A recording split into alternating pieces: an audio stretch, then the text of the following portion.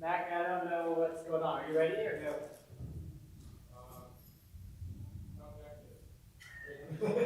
That's the truth. No. In the top right, press preview and on air.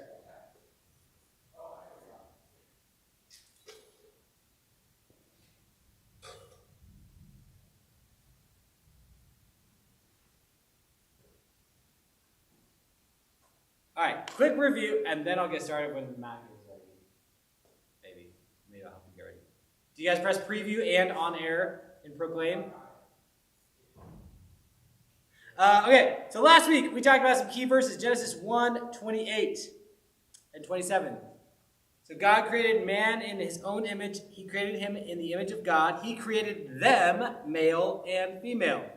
And we talked about this core truth that when you go back to original creation, God created man and he created woman. And in original creation, your biological sex, in other words, the parts you were born with, determined and completely intertwined with your gender identity. There was no separation in original creation. Now, in our modern day culture, that's not as always clear, and things get confusing. In our modern day culture, people begin to question their gender identity. And I contend that one of the reasons this happens is because partly there are a lot of stereotypes about what it means to be a man and what it means to be a woman.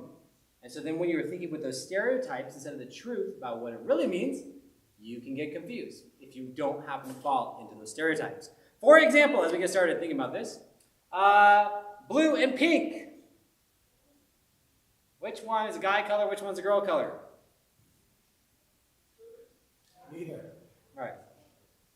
Yeah, most of you guys say blue is guy color, right? Pink is girl's color. 100 years ago, if I asked that question, everyone in the room would say the exact opposite. Did you know that? 100 years ago, pink was considered very manly and masculine. Blue was considered very feminine and womanly. So, is blue really manly? No. Our culture right now says it is. Okay?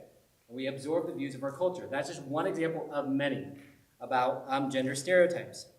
Now, last week we just talked really briefly about the fact that God created man and woman separate and different, but that just raises the question, okay, if these stereotypes aren't helpful, what is the difference? Besides biological sex, the parts you were born with, what does it come down to? And so I want to look at some key verses from Genesis chapter 2 this week. Genesis 2, and the calling that God gave to the man and not to the woman. This is interesting, right?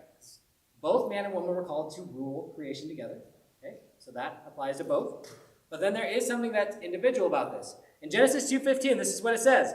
The Lord God took the man and placed him in the Garden of Eden to work it and watch over it. Say, watch over it. Watch over it. The original word in the original language is guard it. Adam's original job was to guard the garden. Now, if you know the rest of the story, who was Adam supposed to be guarding the garden from? Eve. No, not Eve. Thank you. Who do you think Adam was supposed to be guarding the garden from?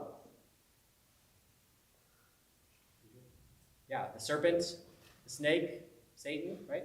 Suppose who came to tempt them. And Adam failed in that regard. But I think these verses clue us into an essential attribute of what it means in God's original creation for a man to be a man. And I would put it this way, that at the core of what being a man is a man uses his strength for others' good. It means to be a man is that you use your strength for others' good. Now let me be clear about a couple things. Does that mean women do not have strength? No. Does that mean that women cannot use their strength for others' good? No, that's not what I'm saying.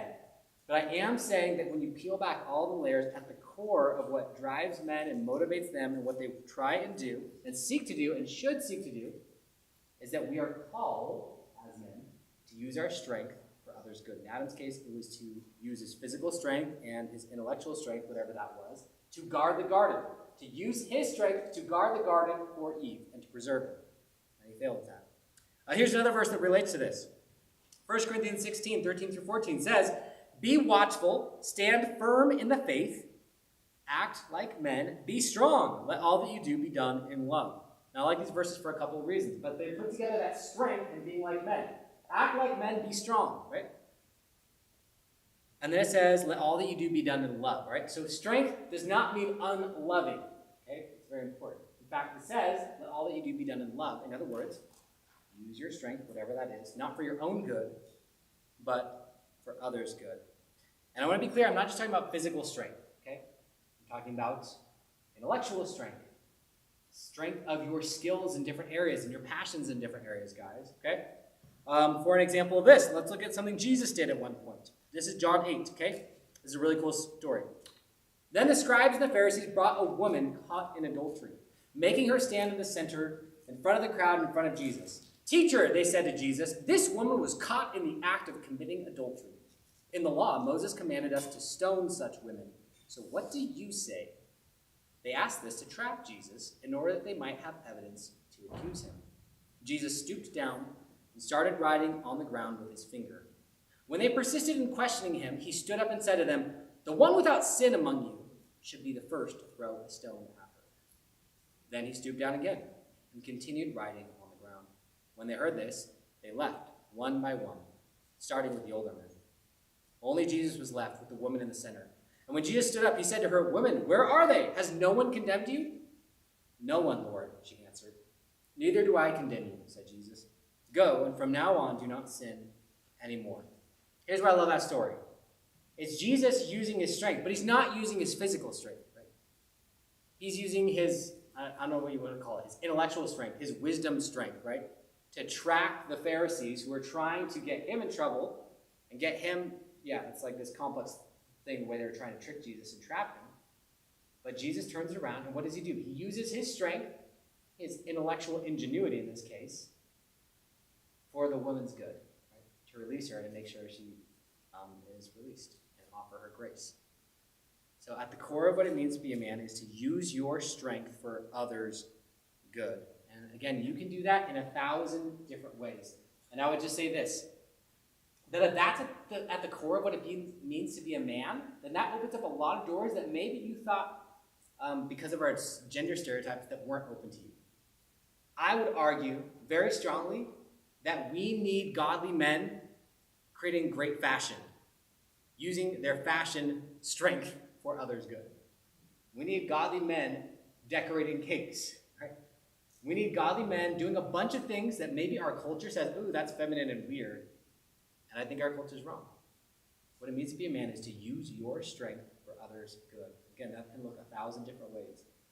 But at the core of what it means to be a man, that's what it is. So I'm excited because we have a couple of men who are going to join me now. And we're going to have a panel discussion with Rob Geislinger, Robert Palmer, and Hobie Breckenridge. So guys, go ahead and take a seat. And we'll be playing 20 questions with them. No, just kidding. 3 questions, right? We're going to have a panel discussion kind of around this idea of manhood. And so I have a couple questions I'm going to work through. But I want you guys to feel free. If something doesn't make sense that they say and you want clarification, just raise your hand at any point. Okay, that's totally allowed. Raise your hand and say, like, hey, wait, what about this? But to start off, not everyone knows you guys, so go ahead and introduce yourself and just give us the 30,000-foot overview of who you are and the kinds of things you've done. My name is Rob Geislinger. I'm related to Matthew here, obviously. Love you too. Born and raised in Colorado up in Wheat Ridge. Spent my childhood years, 12 years in Catholic school, and even though 12 years of reading the Bible and studying the Bible, I didn't become a Christian until I was about 25. And so I am one of several in my family at this point that are Bible-believing Christians.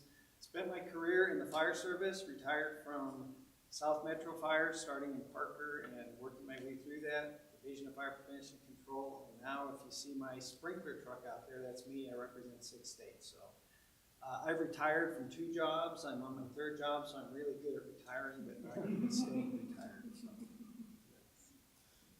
My name is Robert Palmer. After high school, I grew up in Southern California, Huntington Beach area. Public high school graduate. Went to college after that. After college, went in the Air Force. Flew for the Air Force for about 10 years. Flew commercial for a couple of years out of LAX. And then moved out here when I got back, right after I got married and started a family, and used my engineering degree to be a civil engineer. In some ways I'm really traditional, in some ways I'm really not. I'd love to learn, and so when I get someplace, I get through someplace and I kind of figure it out, I get bored. So now I'm kind of in the transition from an engineer to a cattle rancher. My next part in life. I I like to learn and I like to grow, and I just like to keep moving. I'm Hobie Breckenridge. I was born in Colorado. I grew up out here, moved out here in 1962, and been here almost all that time. My degrees in science, I have background in construction, chemicals, oil and gas industry. I've done a lot of different things. I can weld, I can work on cars. Jack of all trades, I guess. Became a Christian when I was 9 years old, the influence of my mom in the church at that time. That's it in a nutshell. Thank you guys. Well, from all of us, thank you for being willing to be here. And again, guys, if you have questions along the way, you can stop and interrupt. But so this first question is, I know for me, I was significantly impacted and shaped by the men that surrounded me, including my dad and other mentor-type people. And so I'm wondering, what was good advice or wisdom that other men passed on to you when you were growing up, and how did that affect the course of your life? Well, I guess I'll start. For me, one of the most important things I heard from people was to be myself.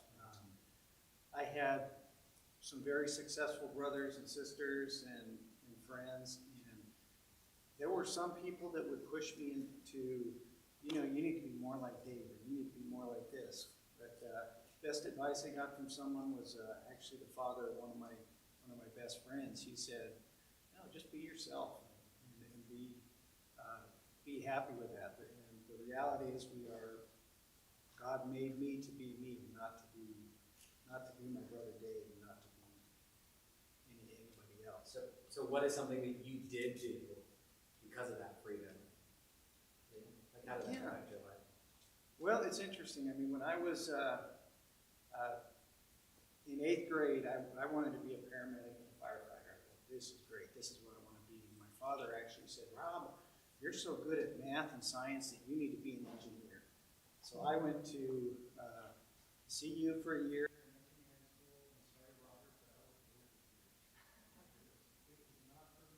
So I was doing that for my father, and so I left CU and pursued my passion and spent the next 30 years of my life in the fire service.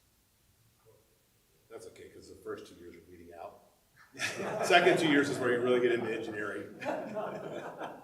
So, it's interesting. I told you I grew up in Southern California. I actually grew up like Huntington Beach, grew up surfing and stuff like that. But in the summers, like as soon as school got out, I'd jump on an airplane and fly to Oklahoma, and I'd work at my grandparents' cattle ranch. It was kind of funny. My grandparents were, they're Depression era, coming out of the Depression era, so they knew what it was like to struggle, and they'd tell me stories about having to eat their horses because all their cattle went to the U.S. servicemen and things like that. So it was just really an interesting change from where I grew up to working on this cattle ranch. And even though they were really successful Southerners, right, their take on people was really way ahead of its time, I think. They treated everyone with respect. And like my grandparents would hire someone, they didn't care what race, what religion, what color. They were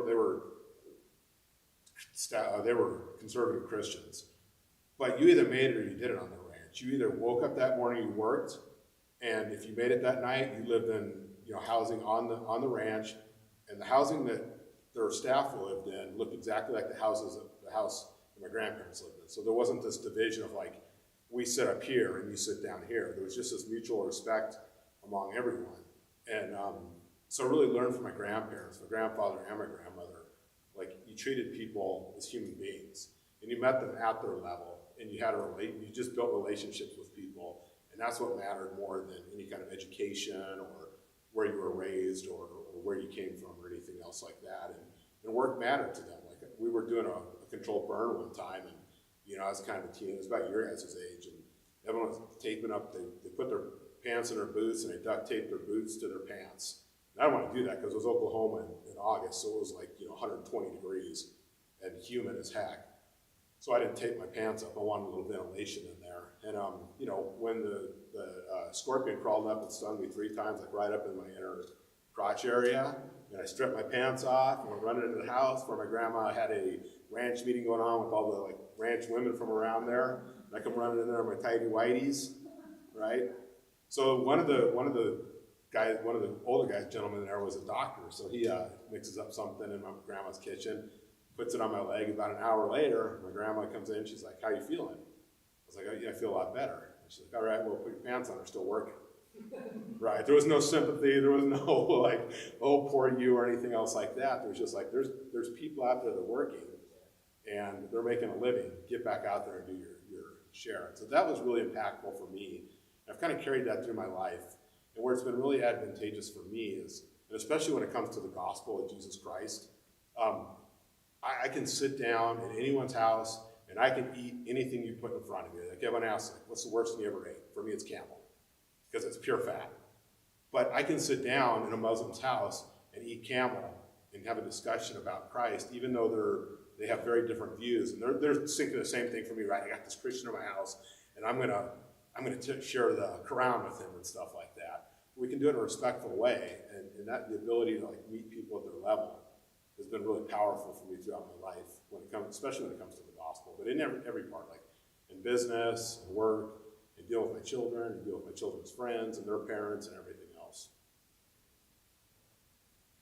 The question again was, who had influence on your life? Yeah, good advice, wisdom that other men passed on to you, and how did that help you impact your life? Well, with me, like I said, I grew up out here, and this community's changed a lot over the last 50 years.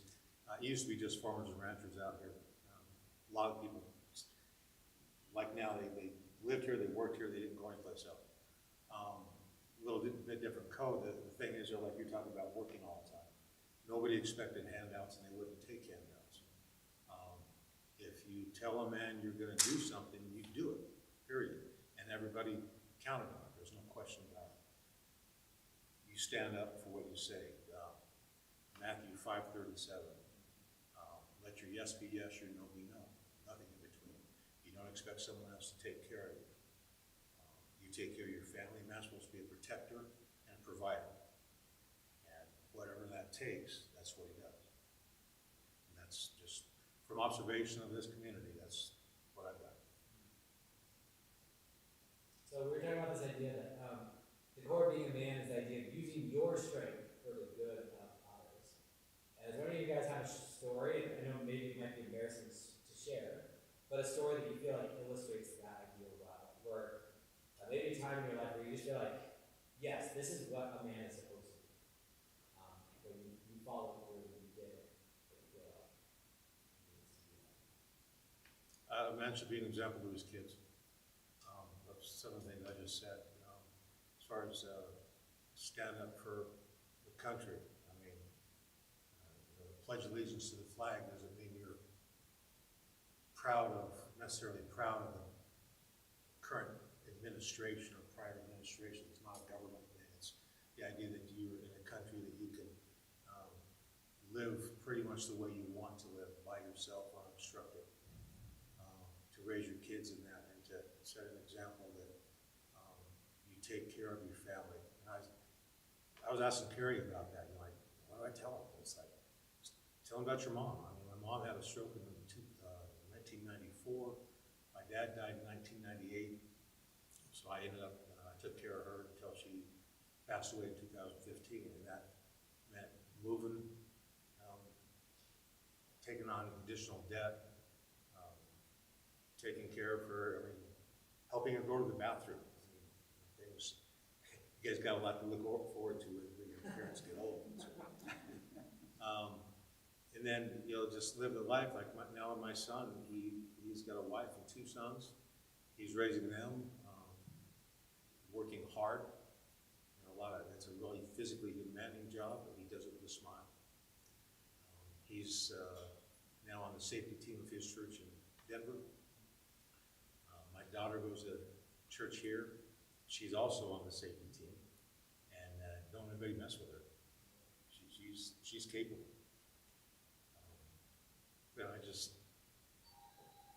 I'm proud of that. I think that they've done what they've done because of my example. So embarrassing. Well, I don't really get embarrassed anymore. It's been a long time since I've been embarrassed about stuff. like for me, you know, I'm pretty comfortable with who I am, and I know my faults and I know my strengths and everything else like that. But you know, as a dad, I'll do anything with my kids, right? It doesn't matter what it is. Like I've had tea parties with Rebecca when she was small, right? And we've watched, you know, I always laugh if you've ever seen Daddy's Home when he freaks out about having to watch, oh man, drawing a blank, the Ice Princess, Frozen, on an endless loop, right? That was Rebecca. I can say that since she's not here, right? We've done all that. When we first started in 4-H, Rebecca started doing cakes and stuff like that. I'm the one who sat down and decorated cakes with her and tried to figure it out, and figured out what tips were and all this other stuff. So I just really, you know, I don't get embarrassed about stuff like that. I mean, I have regrets. I mean, there's things like I do that I wish I had done that, and there's days like at work where everything just kind of piles up and you don't respond to something the way you should have. And when that happens, like I'll call that person back afterwards and apologize and try and make amends. You know, if I get upset or something like that, I don't get upset a lot, but you know, if I have, like I'll call that person back and I'll say, hey, sorry, you know, I shouldn't have said that, or I acted, you know, shouldn't behave that way or something like that. So, yeah, I don't really look at things like, if I do this, like I don't look at like this bravado or machoism. Like, if I do this, is it gonna make me less of a man, or is it gonna like take away that edge, or people gonna look at me differently and stuff like that? I just don't even, that's just not even part of the equation when I think about stuff. How do you feel like you got being a man right? Well, I'll use it, actually give a little story that kind of helped me into this. Before I was a Christian, I came to become a Christian in the fire service. And anybody that's been around a firehouse, they talk about women gossip, no way. Men in the firehouse are absolutely the worst. And so things get said in the firehouse that, and sometimes snowballs. So I remember the man who actually ended up leading me to Christ. We were talking about going out to a restaurant. It was not a glorifying restaurant. It was not one that we should have gone to. And this man came in. He was a lieutenant and said, "You know what? I value my wife. I don't want to go to this place." And it had an impact on me. And later on, I had the same opportunity probably 3 or 4 years later, and I was a Christian at that point. And we were in the firehouse, and one of the guys started talking and started using disparaging language about black people, and I was able to stand up and say, "No, you know what? This is not appropriate in this setting," and turn that around and hopefully have an impact on somebody else as well. So I think that was a case. It's a hard thing to say when you're with your peers, to say something like that is not following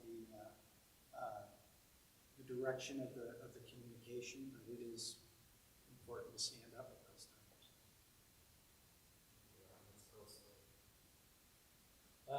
What are harmful or untrue stereotypes about what it means to be a man that you have either heard or even experienced yourself? You know, I'll take the obvious one. Boys don't cry. I'm a big. Let me ask you, John 11:35. Who here knows that verse? What does it say? Jesus wept. If my God and my Savior weep, then I should be able to weep too. And I think it's important. As I've gone through what I didn't mention, I'm a trained chaplain, and so as I went through those courses, I really started to realize and understand we are holistic beings. We are emotional beings. We are physical beings. We are psychological beings. We are intellectual. We're told to worship God with all our heart, soul, mind, and strength. And that's all these things coming together. So the reality is, men and boys are not as emotional as girls, but our emotions are part of us. And I think it's important for us to accept that. And there are going to be situations where we will want to cry. And if you're in that situation and someone says, "Don't cry," boys don't cry, or even big girls don't cry, the reality is we all do. I guess for me, you know, it's really about my job doesn't define who I am. Like it has very little to do with like my identity and how I see myself, and how, more importantly, how I want other people to see me. For me, whatever I'm doing to support my family is an extension of my ministry for Christ. And so where things have changed, I think for the better, growing, you know, when I was your age, there were no male nurses, and it was a joke. Like if you're a male, they called them a nurse, right? It was a huge thing. Like Meet the Parents makes fun of it. Like it was just something. When I was flying fighters in the Air Force, there was not a female pilot. Like I remember when the first female fighter pilot came online. She was a Navy pilot, and I've been flying for 5 years already. First one. So that type of stuff, I think, where there was this division of this is what guys do and this is what girls do. That's just not true, right? There's nothing wrong with a male nurse, right? I mean, if it comes to, if someone's got to lift me out of a hospital bed, like I want a male nurse to be there, right? Or a crane, you know what I mean? Like there's just that whole division of like, this is what guys do and this is what girls do has changed for the better. And I think that's one of the biggest things that stands out in my mind. Growing up, it was always like, you know, a man doesn't get afraid of anything. There's no fear involved. And that's a crock. Wait till you have your first kid. You know what fear is about the future. Another fallacy is that we can't cook. Best chefs in the world are men.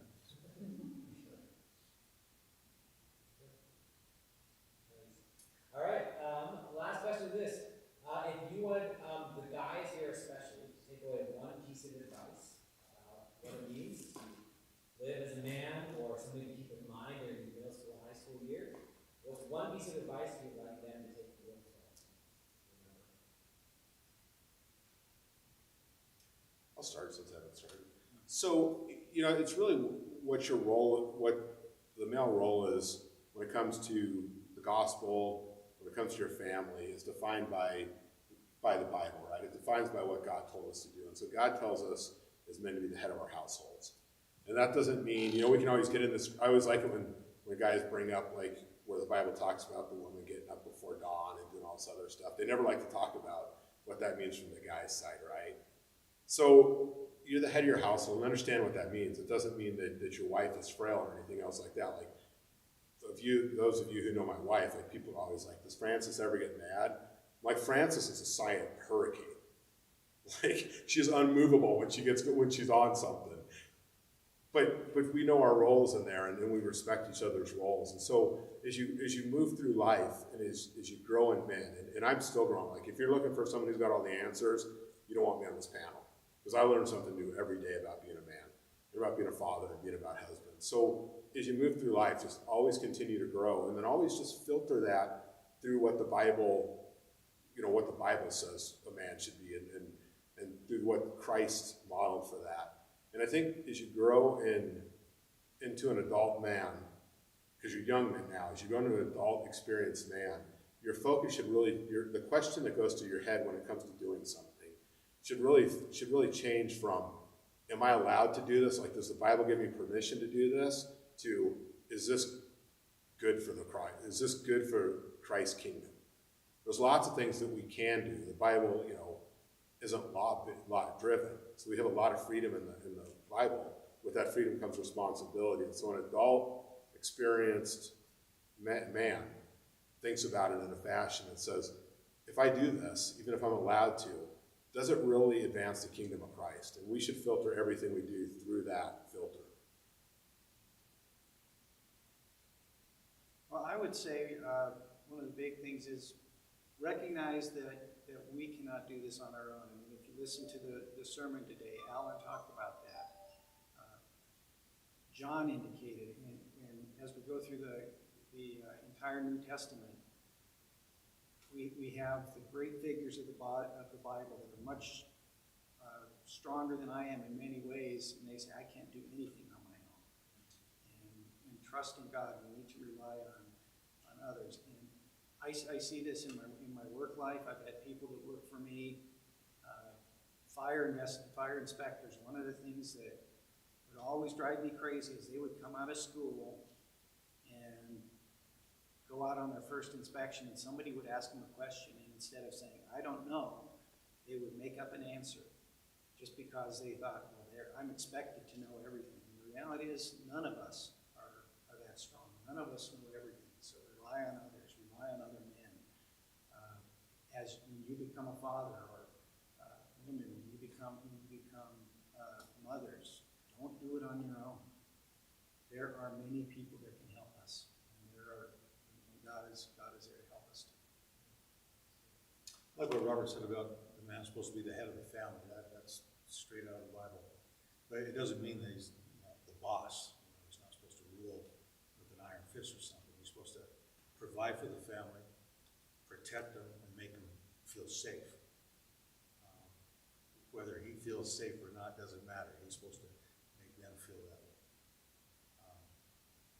That's our obligation. We need to bring our kids up. The world's kind of a scary place. You guys are all seeing that, especially things that have been happening this last year.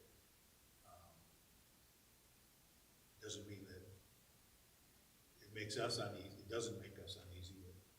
We're supposed to. My kids are grown now, so there's less pressure on me. But I have to be the strength for them and protect them. And that's not just physically, although that's part of it. But emotionally, intellectually, you helped your daughter do cakes. I try to help them with all the math and raise their livestock, and, teach them things. And be respectful of other people. It's not just about you or your immediate family. We're all supposed to be brothers and sisters in Christ. Be respectful of other people. So don't park in handicapped spaces if you're not handicapped. There's a Toyota Camry out here parked sideways in the handicapped zone right now, and I'd appreciate you moving it. I got a truck and a chain. I can take care of that. Be respectful. Can I add one thing? Because I want to tie in what Ron was saying about relying on other people and stuff like that. Because I think one of the things that's key, it's worked really well for me in life, is I don't have like this wide group of guy friends. I got 3 or 4 guy friends that I've known a long time, and we have a relationship that's just like, it's just no nonsense, right? I mean, we're really good friends. We know each other really well, but we can just sit down and be like, you are being stupid. Knock it off. Right, and I think that's really important just as you go through life as a man, to have that relationship with someone where you can just say what's on your mind. Like if that guy's being dumb or you're being dumb, you will call each other out on it. I think that, for me, that's what's hugely important, kind of tying into that. This is awesome. So guys, if you have further questions, I know these guys, and I know they'd probably be open to talking at some point. So if you see them on Sunday morning, we're going to go to small groups now. If you have further questions and you don't feel comfortable asking in this context, you can always grab one of these guys aside and say, hey, I have this question. We're going to continue that conversation in small groups now, so let me pray for us, and we'll thank you guys for being here. God, thank you for this night. Thank you for Rob's and Robert's and Hobie's willingness to share from their own life and their experiences. Pray for all the guys here tonight, especially that this would give them a vision for what you are calling them to grow more and more into. I pray that you would bring good, godly friends around all of us, not just the guys, around all of us, to encourage us, to call us out when we're going astray, to be there for us. I pray that our small groups that we're about to go to would be a little piece of that now. We ask this in your name, Jesus.